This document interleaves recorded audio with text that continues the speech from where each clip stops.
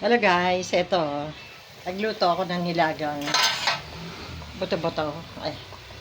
Pero yung buto-buto na yan, kalahati may laman. Ayan guys, oh. Pinalambot ko siya. Ayan. Pero yung unang kulo niyan, itinapon ko. Kasi minsan, di ba, may mga bula-bula, may ano, siyempre kailangan mo itapon. Tapos, panibago na naman tubig. Yun ang nilaga ko. Nilagyan ko na yan ng sibuyas, paminta, at saka maliit lang na luya. Kasi pagka naglalaga ako, ganun eh. Ayan guys. Mga sahog na sa nilaga. Ayan. Maliit yung repolyo. Ayan guys. Oh. Maliliit ang repolyo. Mahal kasi repolyo eh. Yan, repolyo yan. Pechay Bagyo at saka Bagyo beans, patatas at saka itong mais na merong sili. Pagka umpisahan ko muna ilalagay diyan etong mais kasi medyo yan, gusto ko yung medyo malambot talaga yung mais. Tapos yan panghuli na yan. Pagka medyo malambot na yung baboy. Ayan guys. Maya ulit pagka sasanig ko na. Ayan guys. So, lalagay ko na itong mais. Ayan. Para lumambot na siya.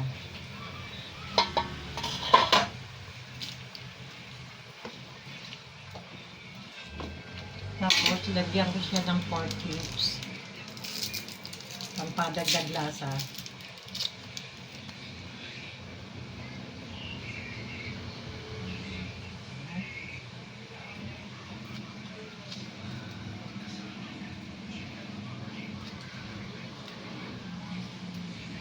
Ayan guys. Biyan mo na muna uli natin siya.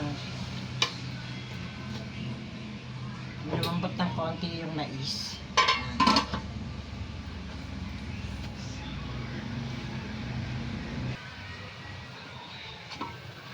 Ayan guys, pinagay ko na muna yung Bagyo beans.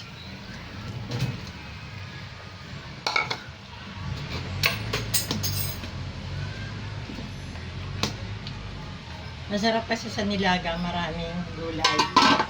Kahit medyo mahal, kailangan natin yan eh. Laglag.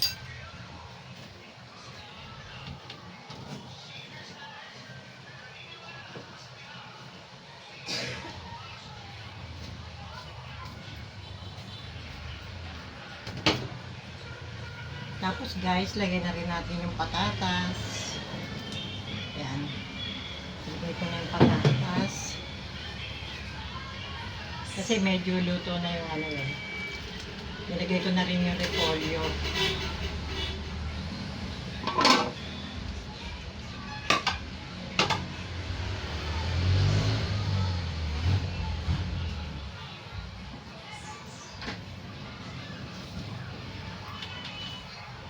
Tapos itong Pechay Bagyo.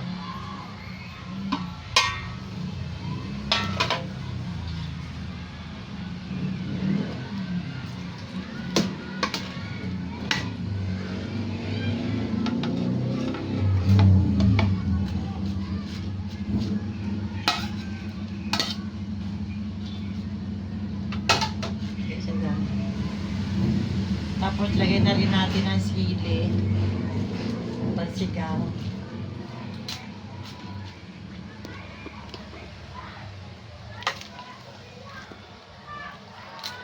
Ayan guys, oh.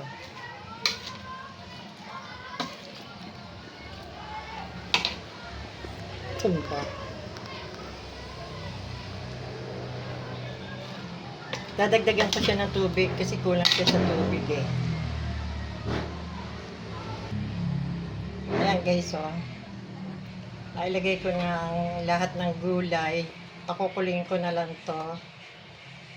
At titikman ko ulit siya kung okay na yung lasa niya.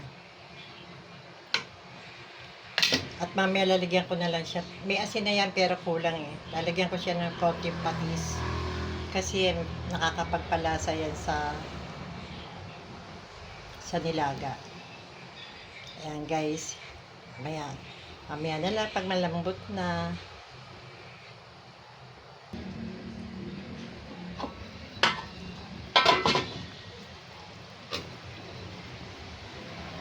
Ayan guys, so luto na. Oh. Kumulo na. Tsaka medyo malambot na yung gulay. Ayan. Ayan na yung nilaga. Ayan guys. Tahin ko na siya. Sarap nito. Daming gulay. Oh, guys. Ayan. Kain tayo. Thank you for watching. Labo dito kasi oh.